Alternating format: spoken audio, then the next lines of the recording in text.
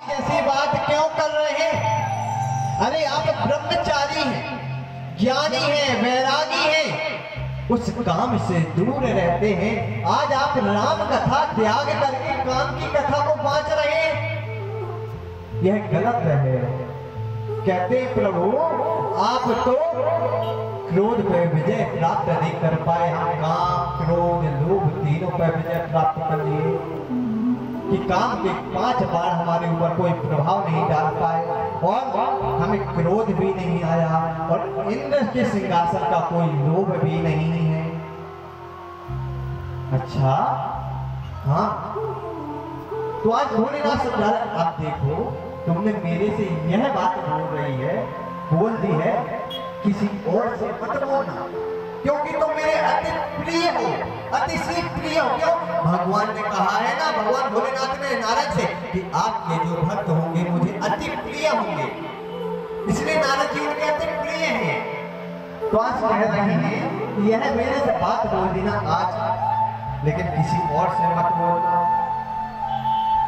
अब नारद जी ने कहा ठीक है प्रभु, वहां से तो आए, अब मन में विचार करते हैं। अब लगता है कि भगवान शिव को लग रहा है कि इनकी जैसे तीनों और ख्याति बढ़ गई थी ना कि इन्होंने काम को भस्म कर दिया, इसलिए जल रहे हैं। यदि इनको संसार में पता चल गया कि नारद जी ने काम क्रोध लोभ को विजय प्राप्त कर लिए हैं तो मेरी प्रशंसा होगी और इनकी प्रशंसा घट जाएगी। इसी कारण से तो आज इसलिए है मना कर रहे हैं। अब कितना भी कोई भी व्यक्ति होगा और जिस चीज को मना करो तो वही चीज के लिए बार बार करेगा। किसी से कहा जाए बेटा इतकू मत जाइयो, वो बार को उतकू जाएगा, उसी साइड जाएगा, हमें जाना है जाना है जाना है।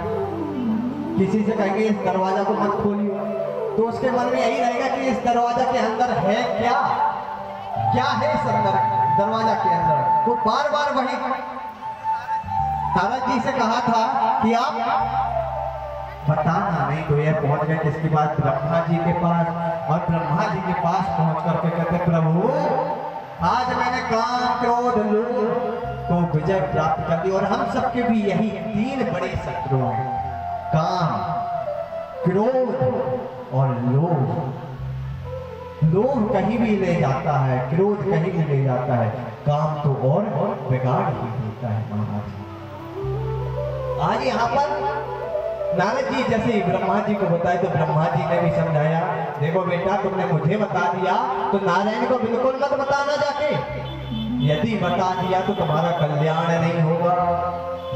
अब नारद जी और भला मानने वाले वो तो बिल्कुल ना मानने वाले, अरे मेरे हितैषी तो भगवान नारायण ही है, उन्हीं के पास जाऊंगा, उन्हीं को बताऊंगा।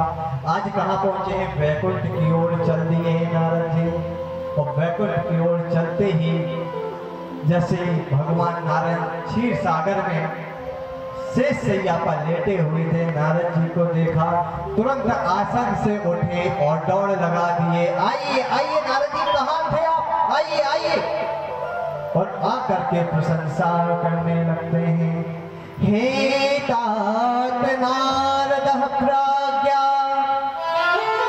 धन्यश्वसुरो मदेवाचतः बच्चमेना गोत्रपे हरे ग्राविशेषतः। आइए नारद जी, हे नारद जी कहाँ थे? हे नारद कहाँ थे? गले से लगा लिए। नारद जी कहते प्रभु चरण तो छोड़े थे, अरे चरण छोड़ो हृदय से लगो। आज नारद जी को और अहंकार, अरे आज प्रभु चरण नहीं छोड़ने दे रहे। कहते प्रभु हम छोटे, अरे छोटे छोड़ो, तुम तो मेरे समान हो गए हो, हृदय से लगो ना, गले से लगो ना। गले से लगाया, नारद जी के हृदय में और अहंकार बढ़ गया। अब जैसे ही अहंकार बढ़ा भगवान ने हाथ पकड़ा और आए स्वयं शेष शैया पर बैठे, कहते तुम भी बैठो। आज नारद जी को बैठा है, अब जैसे ही बैठा है तो नारद जी और बोल रहे हो, जो प्रभु किसी को शेष शैया पर नहीं बैठाते आज मुझे बैठाए हैं। अब तो लगता है तो भगवान नारायण के ही समान हो गया हो, और भगवान नारायण को अपनी बात बताने लगे, क्या प्रभु आज मैंने काम पर क्रोध पर लोभ पर विजय प्राप्त कर ली। तो प्रशंसा करने लगे, हे वाच्य में, हे नारद बड़े अच्छी बात है, तुमने काम पर लोभ पर विजय प्राप्त कर ली है, बड़ी अच्छी बात है। अब भगवान नारायण समझ चुके थे वह रोगी हो गए। अब रोगी को कोई फुंसी वगैरह हो, ज्यादा बढ़ गई हो, तो डॉक्टर कहेगा इसको अलग करो, हटाओ। लेकिन भगवान नारायण कहते ऐसे ना हटाओ, इसको जड़ समेत और अच्छे आराम से ठीक करेंगे। तो भगवान ने बड़ी प्रशंसा की, और प्रशंसा करने के बाद कहते प्रभु हम आएंगे कभी और, हम थोड़ा काम है हम कर रहे हैं। कहते हैं ठीक है। नारद जी वहां से चले। अब भगवान ने अपनी माया से 100 योजन एक दिव्य नगर को प्रकट किया है, और वहां पर एक राजा प्रकट हुआ है जिसका नाम है शीलनिधि, और उसकी एक सुंदर पुत्री है जिसका नाम है श्रीमती, उसका दूसरा नाम है विश्वमोहिनी। आज नारद जी चले जा रहे थे, वहीं से देखा कि इतना सुंदर